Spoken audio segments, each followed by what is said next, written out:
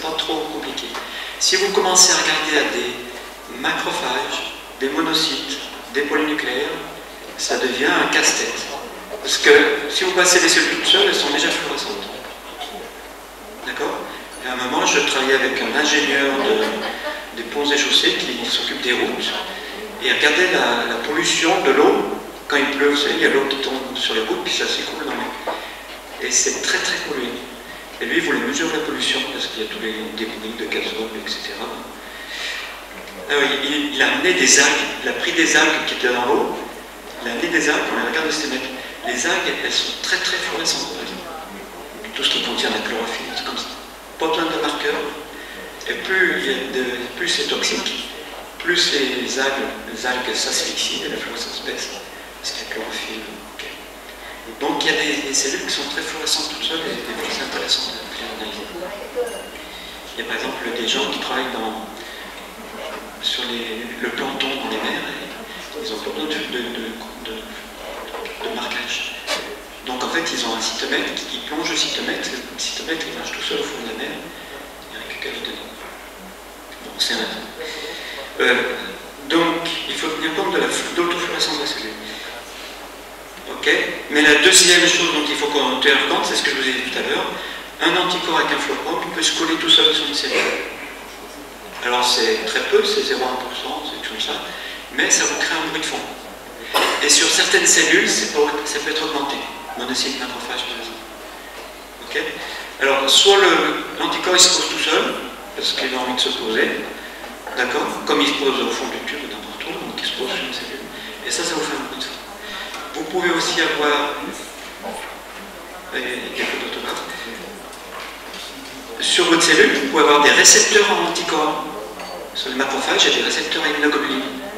Et votre macrophage humain, ou votre monocyte humain, il peut quand même accrocher des immunoglobulines de souris, ou de rat, ou de lapin, ou de chameau. Donc là, vous aurez des anticorps qui vont se fixer sur votre cellule, mais qui n'auront pas de signification. Donc c'est pareil, c'est un autre bruit de fond. Donc ça, il faut qu'on puisse éliminer. Donc, vous avez fait votre premier contrôle avec vos cellules toutes nues. Ce serait bien de faire un deuxième contrôle avec des anticorps qui ne reconnaissent rien du tout, mais qui sont de la même fabrication, qui ont des fluorochromes, etc. Il y a une troisième cause de marquage non spécifique, c'est qu'il y a des cellules qui ont des récepteurs pour des fluorochromes. Ne me demandez pas pourquoi, je n'en sais rien du tout. Mais il y a des cellules, notamment des cellules activées, par exemple, qui expriment le CD71. CD71, il se colle au PE. On ne sait pas pourquoi. Ok. Donc ça, c'est notre système de bruit de fond. Et puis il y a certains anticorps, certains isotypes de souris, notamment les IgG2. Quand vous les mettez avec du plasma, il y a du complément de votre plasma qui se colle sur les immunoglobulines, c'est-à-dire que l'immunoglobulines va activer le complément, et sur vos cellules, il y a des récepteurs de complément qui peuvent coller le tout. Donc, premier contrôle, cellules toutes nues. Deuxième contrôle, vous mettez vos cellules avec des anticorps qui ne les reconnaissent pas. En principe, on appelle ça des contrôles isotypiques. Un contrôle isotypique, c'est un anticorps qui est fabriqué par le même fabricant, qui a le même isotype, si c'est une IgG1, G2, G2A, G2B, IgM, qui a le même fluorochrome évidemment. D'accord? Pour un même détecteur, vous pouvez avoir plusieurs fluorochromes, plusieurs marques, il faut que ce soit le même fluorochrome. Il faut que ça ait la même concentration de votre anticorps, il ne faut pas qu'il y en ait 10 fois plus ou 10 fois moins. Il faut utiliser le même protocole. D'accord? Ça, c'est le contrôle isotypique. Donc, exactement le plus proche possible de votre anticorps, vous avez marqué, mais celui-là ne reconnaît rien du tout. C'est un spécialiste qui ne contrôle rien du tout. Donc un premier contrôle négatif, vous ne mettez rien du tout. Deuxième contrôle négatif, vous mettez un contrôle isotypique. Et si vous avez 10 couleurs, il faut mettre 10 contrôles isotypiques qui ne reconnaissent rien du tout.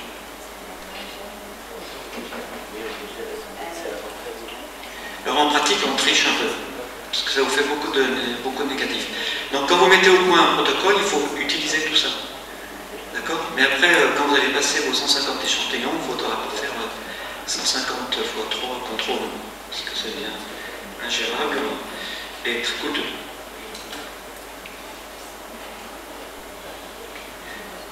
Par exemple, alors comment on triche?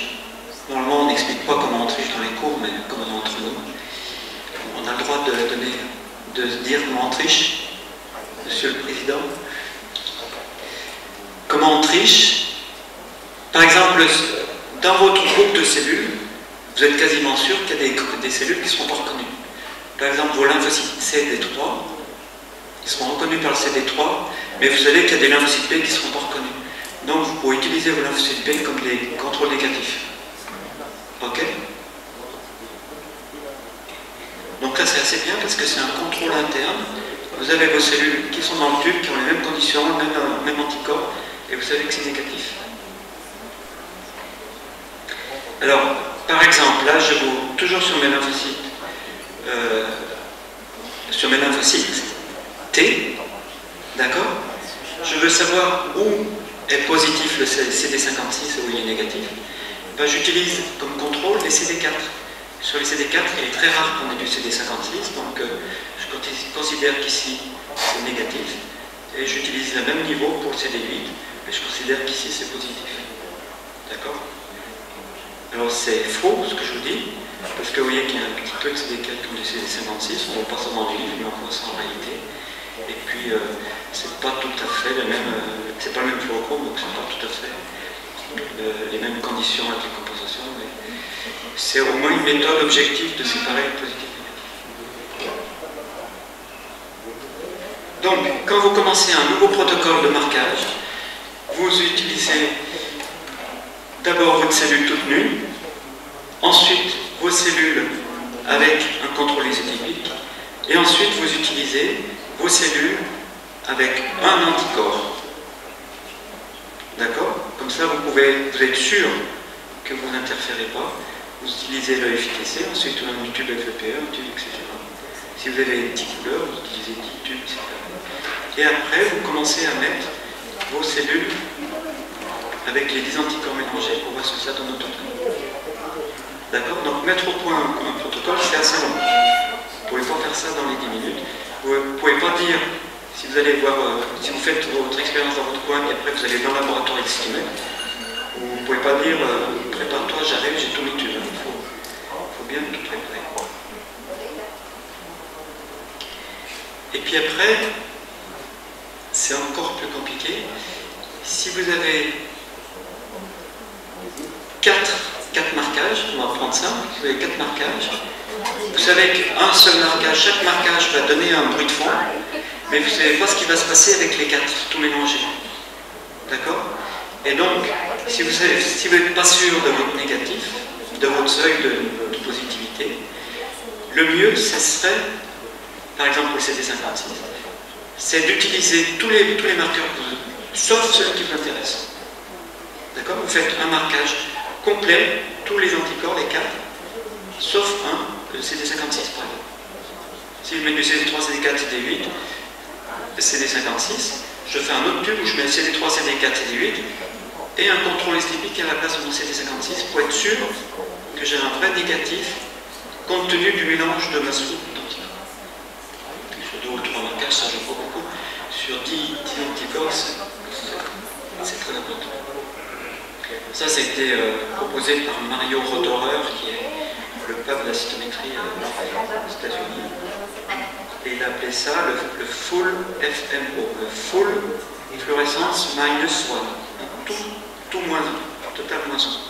FMO. Ok? Donc ça, c'est l'ultime contrôle.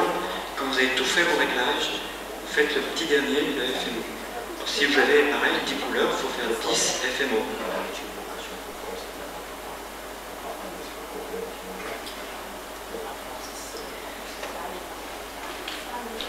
Pensez que vos cellules mortes, ça ne sert à rien de les corter, on ne travaille pas sur des cadavres, on travaille sur des cellules vivantes. Alors, il faut essayer de les éliminer, d'accord? Et surtout, les cellules mortes sont très collantes, donc elles ont tendance à s'agglutiner entre elles, elles ont tendance à coller des anticorps, donc elles ont beaucoup plus de coups de feu. Bon, il faut faire une pause. Vous êtes KO? Non? Je continue encore 5 minutes? On fait une pause. Ok. Allez. Si vous avez des questions avant la pause, si je vais trop vite ou pas assez vite, vous me le dites. Ok? Fait combien? 10 minutes, un quart d'heure? Allez, 10 minutes de pause.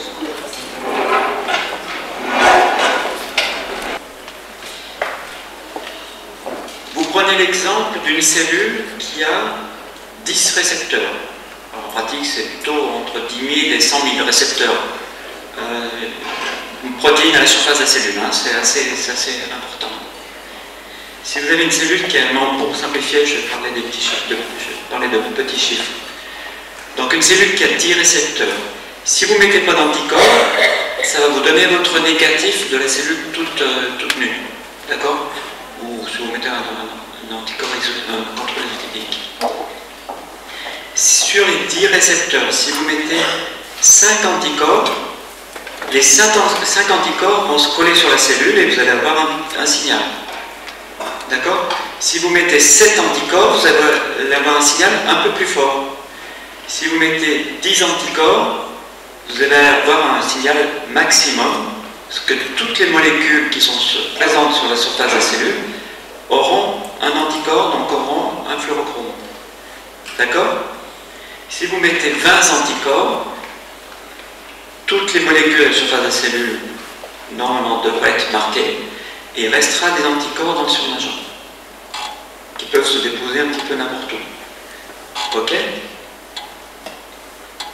Donc ça, il faut bien toujours garder en tête. La quantité d'anticorps qu'il faut mettre dans votre tube va dépendre de la quantité de cellules et de la quantité de molécules à la surface de chaque cellule. Ok? Et une règle fondamentale en cytométrie pour la technique, c'est de mettre toujours plus d'anticorps que de molécules. D'accord? Comme ça, vous êtes sûr d'avoir toujours un bon signal. Non seulement vous avez un bon signal comparé au négatif, mais en plus, dans certaines pathologies, les cellules elles se distinguent parce que le nombre de molécules à la surface va baisser. Par exemple,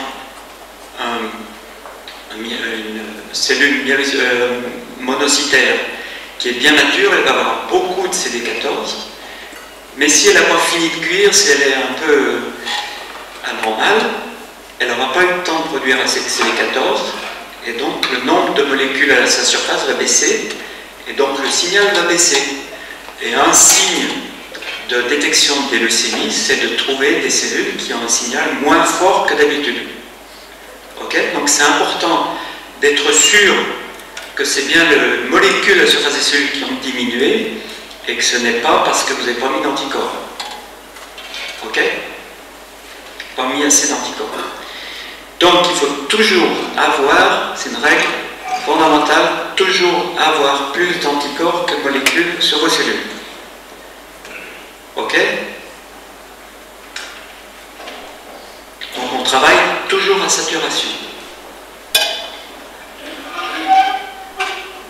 Par contre, pour travailler à saturation, il faut que vous ayez une idée du nombre de cellules que vous avez dans votre tube. Alors les scientifiques qui ont un petit peu de temps, en général, ils comptent leurs cellules avant de faire un marquage. D'accord?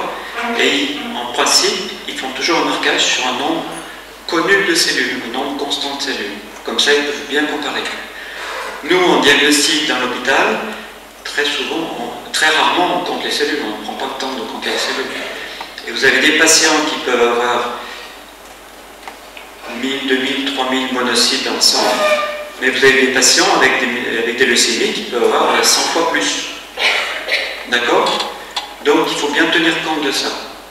Et si vous avez une baisse de votre signal, il faut d'abord voir si ce n'est pas lié à un problème de nombre de cellules ou un problème de quantité d'anticorps. Par contre, si vous avez trop d'anticorps, d'accord, il va rester des anticorps dans votre tube qui vont vous servir à rien. Alors, première remarque évidente, c'est que ces anticorps, ils vont partir à la poubelle pour rien du tout. Donc, s'il n'y a pas d'industriel, je vous conseille de ne pas mettre trop d'anticorps, parce que c'est du gaspillage. Ok? Mais le deuxième problème, c'est que si vous avez trop d'anticorps, ceux qui sont en trop, qui n'ont pas trouvé la molécule, vont se déposer un petit peu partout, et notamment sur des autres cellules, et donc vous augmentez votre bruit de fond. D'accord? Le non spécifique. Donc vous avez, comme je disais, si vous montez la quantité d'anticorps 0,5, 0,25, 0,5, 1, 2, 3, je raisonne en microlitres, ça n'a aucune valeur. Vous augmentez votre signal, et à partir du moment quand vous avez vraiment couvert toutes vos molécules sur la cellule, votre signal ne va pas augmenter. D'accord? Vous êtes en plateau. Mais par contre, le non spécifique sur des cellules qui n'ont pas de molécules va augmenter et vous aurez beaucoup de non spécifiques. Donc, l'idée, c'est de choisir la concentration d'anticorps qui vous donne le maximum de signal. Il faut qu'on soit sur le plateau ici, d'accord? Et avec le minimum de bruit de fond. D'accord? Donc là, vous optimisez votre marquage parce que vous êtes sûr que vous êtes en bonne condition de marquage pour les cellules et vous êtes sûr que vous ne gaspillez pas vos anticorps et en plus, vous réduisez votre bruit de fond. Quelquefois, il faut bien diminuer le nombre d'anticorps. Donc chaque fois que vous commencez un nouveau marquage avec un nouvel anticorps, avec un nouveau fournisseur, première chose que vous faites, c'est vous titrez votre anticorps. Vous prenez des cellules que vous connaissez bien, et vous mettez différentes concentrations d'anticorps et vous regardez la plus petite quantité d'anticorps qu'il faut mettre sans baisse de signal. Là, jusqu'à là, si vous en mettez 64 microlitres, 32 microlitres, 16 microlitres, ça ne change rien du tout. 8 microlitres, ça commence à être un petit peu limite. Et 4 microlitres, là, vous chutez. D'accord? Donc, là, je reste à 16 microlitres. En principe, dans les réactifs qui sont à usage diagnostique, les industriels vous donnent une quantité d'anticorps, de concentration d'anticorps qu'il faut utiliser pour un volume de 100 d'olive. D'accord? Le plus souvent, ils disent utiliser 10 microlitres pour 10 puissance 5 cellules. D'accord? Mais en fait, vous pouvez améliorer ça et diluer un petit peu vos anticorps si c'est trop. Mais ça dépend vraiment du fournisseur, ça dépend vraiment du lot, etc. Donc il faut bien surveiller ça. Donc, une loi fondamentale, une loi de plus fondamentale que vous avez dit, c'est d'être à saturation. La deuxième loi, c'est de titrer vos anticorps de façon à être optimale sur la quantité à utiliser.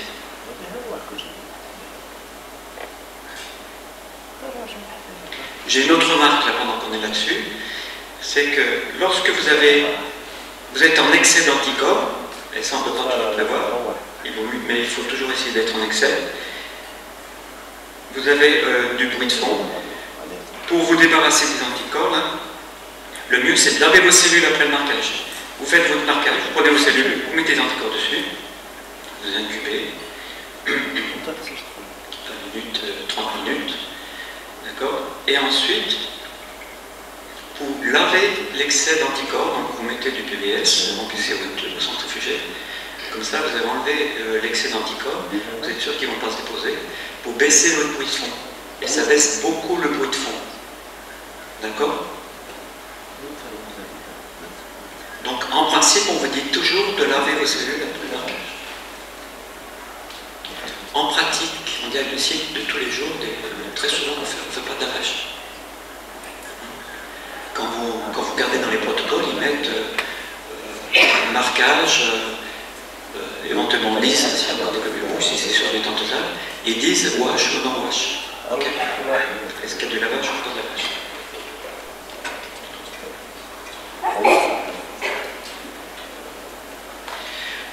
Ce diapo n'est pas en place, c'était juste un rappel sur la différence entre le positif et le négatif.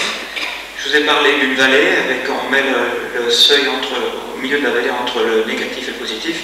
En fait, il existe des lois mathématiques, statistiques, pour essayer de déterminer quel est le seuil optimum c'est l'équation de Korolov ou un truc comme ça, qui est sur certains logiciels, qui a disparu sur d'autres logiciels, qui permet de calculer, et qui peut être disponible sur certains logiciels.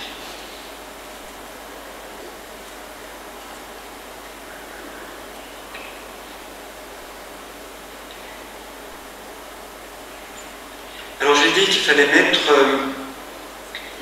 calculer la quantité d'anticorps que vous mettez. Il faut aussi calculer le nombre de couleurs, parce que plus on a de couleurs, plus on a d'informations, et des informations plus précises, d'accord, et plus ça coûte cher aussi. Mais il y a un autre inconvénient, c'est qu'on peut avoir des problèmes de saturation des cellules. Hein, vous pouvez bien imaginer que vous n'allez pas mettre 10 kg d'anticorps vous n'allez pas mettre 50 anticorps différents sur une même cellule. Parce que les molécules, les anticorps sont assez gros, les fluorochromes sont encore plus gros, d'accord? Et donc tous ces anticorps, ces fluorochromes vont s'agglomérer à la surface de la cellule, et quelquefois ils peuvent cacher d'autres antigènes. Donc il peut y avoir un problème d'encombrement stérique. Donc en fonction de votre protocole, faites attention au nombre de différentes couleurs que vous utilisez. Alors ça, il faut le nuancer, parce que si vous mettez 10 anticorps qui reconnaissent des molécules qui sont sur des cellules différentes, par exemple, je vous disais tout à l'heure, CD70, CD3, CD19, elles ne vont pas s'encombrer parce qu'elles vont pas aller sur les mêmes cellules. D'accord? Mais si sur un lymphocyte T, si vous mettez 10 anticorps qui vont reconnaître tout ce qui est autour du récepteur T, vous allez avoir des problèmes d'encombrement et donc une baisse du signal. Ok? Donc il ne faut pas qu'il y ait trop d'anticorps différents.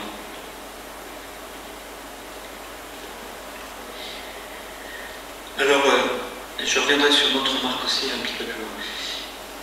Pour résumer, sur un marquage normal de lymphocyte, ou un marquage normal en cytométrie, dès que vous mettez un graphe, pensez toujours au marquage, aux informations très importantes. Il faut mettre l'anticorps que vous avez utilisé, il faut mettre le fluorochrome.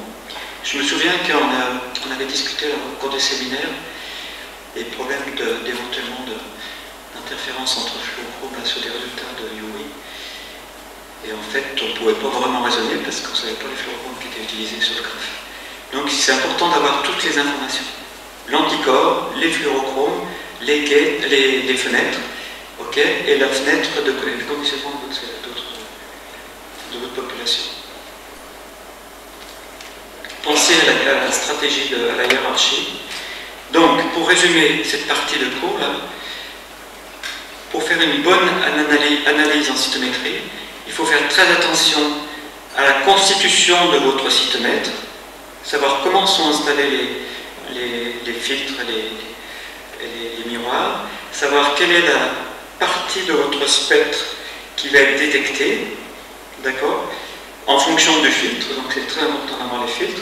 Il faut savoir quelle est la partie, est-ce que votre cytomètre a été très bien réglé, est-ce qu'il n'est pas trop fort, pas trop faible, d'accord. Et ça change dans le temps parce que les lasers s'usent un petit peu, les filtres s'usent un petit peu, donc de temps en temps ça se désaligne. Donc s'il y a un technicien qui vient réaligner, qui vient entretenir la machine, ça va tout vous dérégler chaque fois. Hein. Donc il faut bien chaque fois être sûr de ce que vous faites. Il faut toujours valider le marquage positif par rapport au marquage négatif, bien voir comment vous déterminez les seuils. Il faut penser à faire plusieurs contrôles négatifs pour valider votre marquage. D'accord? Et quelquefois, vous avez des marquages qui marchent très bien, des trucs tout bêtes comme moi j'ai CD3, CD4, CD8, CD19. Et puis, de temps en temps, au milieu d'une série, il y a 30 patients qui vont très bien, puis au milieu, il y en a un qui a du lymphocyte T, CD4+, CD19 positif. Ce qui est complètement aberrant. Donc avant de vite téléphoner en service en disant votre malade il a une leucémie très grave, regardez s'il n'y a pas des problèmes de gag techniques dans vos marquages. Des fois on a des trucs très aberrants qu'il faut éliminer un problème technique. chaque fois que vous avez un marquage non spécifique qui n'est pas cohérent, posez-vous des questions sur votre marquage. Il faut toujours être à saturation, il faut, mais pas trop, il faut savoir titrer vos anticorps, il faut mettre les bonnes informations sur le graphe, et il faut toujours penser à la hiérarchie de vos populations. Ok? Alors je change de diaporama.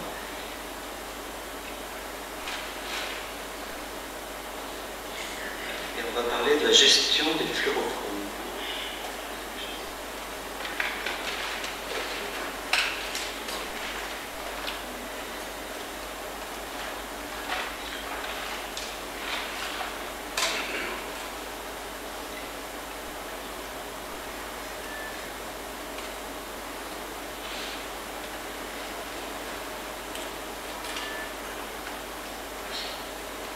Alors, je vais juste faire quelques petites remarques techniques au départ.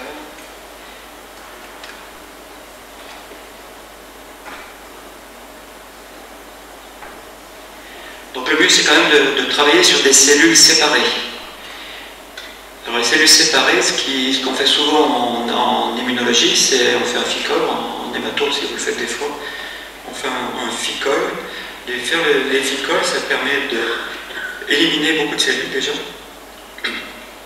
Vous éliminez tous les globules rouges, vous éliminez les plaquettes, vous éliminez aussi très souvent des agrégats. Si les cellules, s'il y a des micro-caillots, des choses comme ça vous permet de les éliminer, sachant que on vous a expliqué, le flux qui passe à travers le cytomètre, il est très fin, pour essayer d'avoir une seule cellule qui passe à la fois. Si vous avez un petit groupe de 4-5 cellules, vous êtes quasiment sûr que ça va boucher votre cytomètre et que vous allez vous faire secouer les puces par le responsable du cytomètre parce qu'il en a pour le moment à déboucher. D'accord? Donc, il faut toujours essayer d'éliminer tous ces problèmes de début. Donc, c'est un des avantages du ficole. L'autre avantage, c'est que ça vous concentre un petit peu vos cellules et ça élimine aussi un petit peu du volume inutile. Ça permet aussi de diminuer la consommation d'anticorps.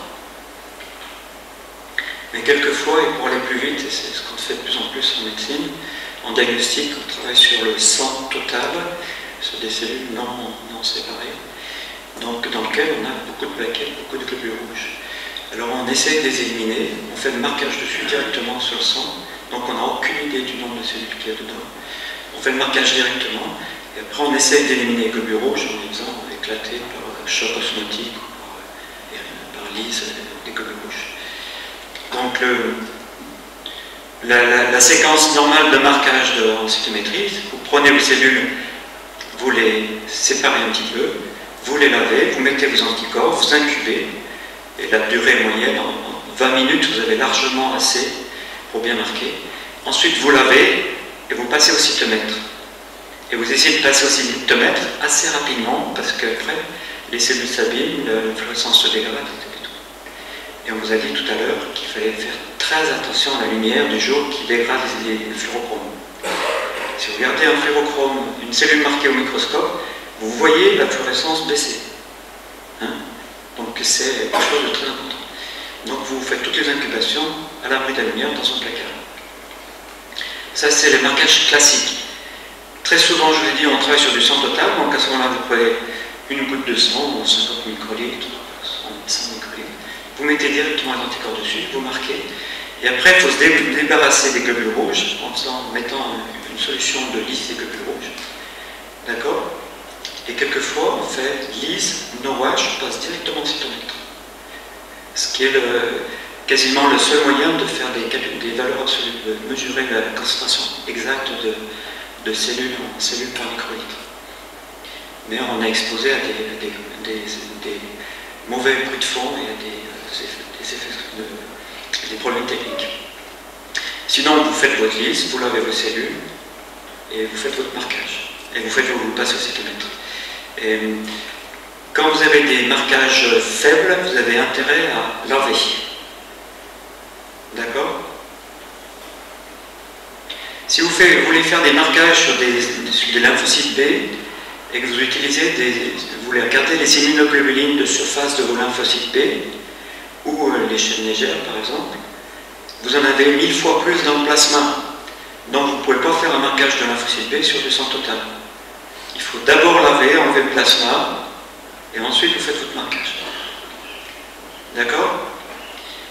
Si vous ne pouvez pas passer vos cellules tout de suite au cytomètre, parce qu'il y a des autres personnes devant, ou parce que le cytomètre est disponible, vous avez la possibilité de fixer vos cellules avec du formol, comme on fixe des tissus.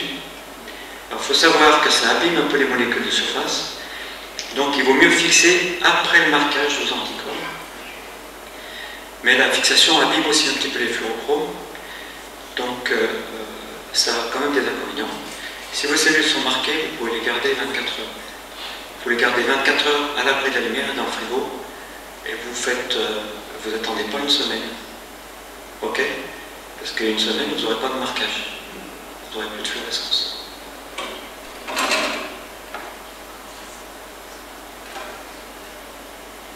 Ça, c'est une image d'un cytomètre. Alors, sur les cytomètres d'analyse, on ne voit pas bien la partie qui est analysée, qui fait l'analyse.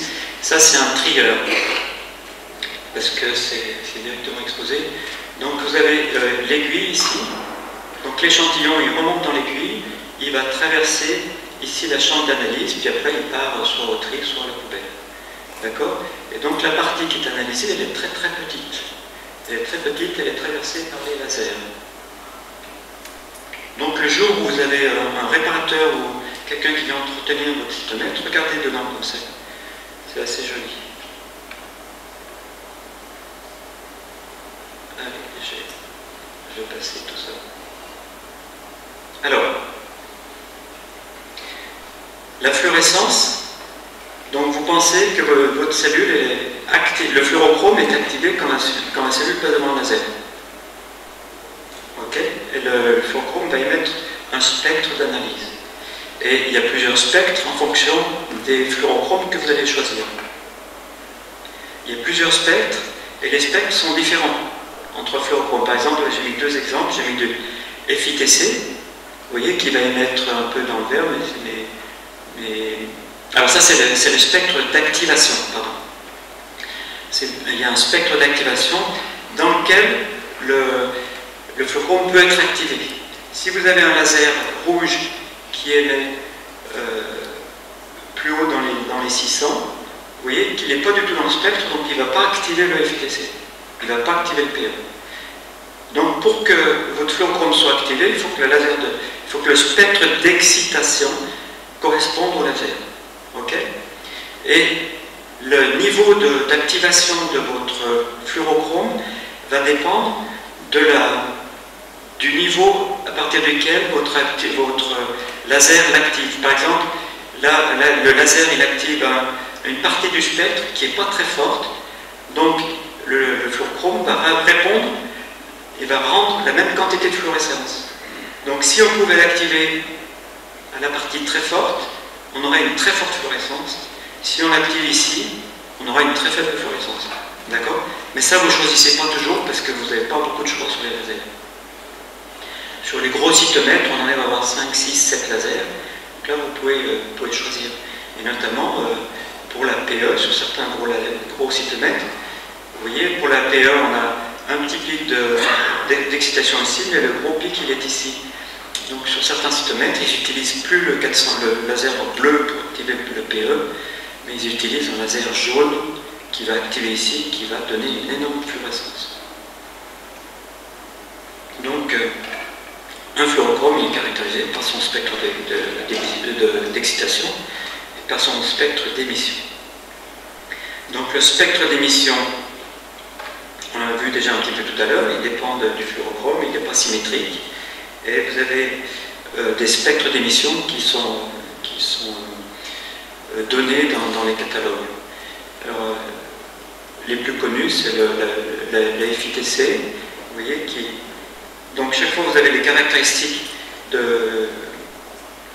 pour chaque fluorochrome, vous avez les caractéristiques sur l'émission à laquelle il est sensible, sur l'excitation à laquelle il est sensible, et l'émission à laquelle il donne le maximum. Donc ça, il vous donne le maximum de l'émission. Ça veut pas dire que votre fluorochrome émet, par exemple le FITC, il n'émet que à 525, c'est une chrome, mais c'est là où il émet le plus fort. D'accord? Et vous avez toute une ribambelle de fluorochromes qui sont utilisables en cytométrie. Alors là, vous avez des fluorochromes qui sont assez connus. Le FTC est très connu. Vous avez l'Alexa 488, par exemple. C'est un Alexa. C'est un fluorochrome qui est exactement pareil, qui a à peu près le même spectre que le fluorescéine, qui est plus stable, qui a un meilleur rendement. Vous avez la PE, et puis vous avez plusieurs fluorochromes qui donnent des longueurs d'onde différentes. Faites gaffe parce que les détails sont assez importants. Par exemple, là, vous avez cyanine 5 et cyanine 7 qui sont très très différents. D'accord? Il y a des fluorochromes qui ne sont pas utilisés avec des anticorps comme l'iodopropydium et 7 aminoactinomycine qui ressemblent à une drogue de chimiothérapie, oui, et qui émettent, qu'on peut utiliser, on verra tout à l'heure. Donc quand vous commencez à utiliser plusieurs fluorochromes, plusieurs marquages de cellules, faites très attention aux différents spectres de chaque fluorochrome que vous allez utiliser. Et notamment, faites attention au problème de chevauchement des spectres. Vous voyez que le FITC, il est relativement, c'est pas vraiment à l'échelle, c'est un peu faux, mais le FITC, il est relativement isolé. Là, vous avez plusieurs fluorochromes qui sont assez proches. Et notamment, regardez celui-ci, il émet beaucoup de fluorescence très loin, donc on n'est pas trop embêté, mais il émet un petit peu de fluorescence ici. D'accord?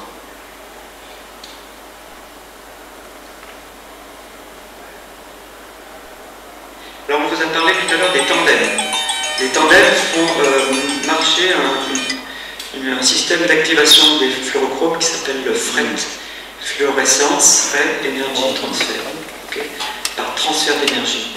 Dans la première étape, votre laser active le fluorochrome sur la cellule va émettre une lumière, et cette lumière, par exemple du PE, donc elle va émettre à 575 nanomètres au maximum, et cette lumière, elle va être capable d'activer un deuxième fluorochrome.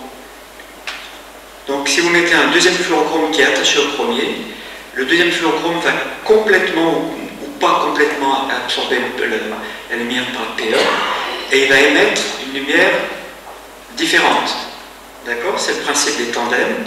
Donc vous avez deux niveaux de fluorescence. Vous avez le spectre d'excitation par la PE, de la PE, qui est au 488, qui va émettre une lumière, mais cette lumière va être complètement absorbée par le deuxième. D'accord? Donc ça, c'est le principe des tandems. Et je vous rappelle ce qu'on vous a dit tout à l'heure. Les tandems, ils sont fragiles. D'accord? Si vous avez un tandem depuis 2 mois dans le frigo, il peut se détacher. Une partie d'eux peut se détacher. Et si vous avez du PE et de la cyanine 5, par exemple, la cyanine 5 va émettre à 625, donc vous activez votre fluorochrome 488, il va émettre à 625. Si le deuxième fluorochrome se détache, sur la même cellule avec le même anticorps, vous aurez un pic à 625, mais vous aurez un pic avec les anticorps qui n'ont plus que la PE, qui n'ont pas la cyanine 5, et donc vous aurez un pic à 575. D'accord? Donc ça va vous donner un joli marquage de PE. Alors vous n'avez pas mis de PE, c'est parce que votre tandem s'est décroché. Ça c'est un piège qui est très difficile à détecter.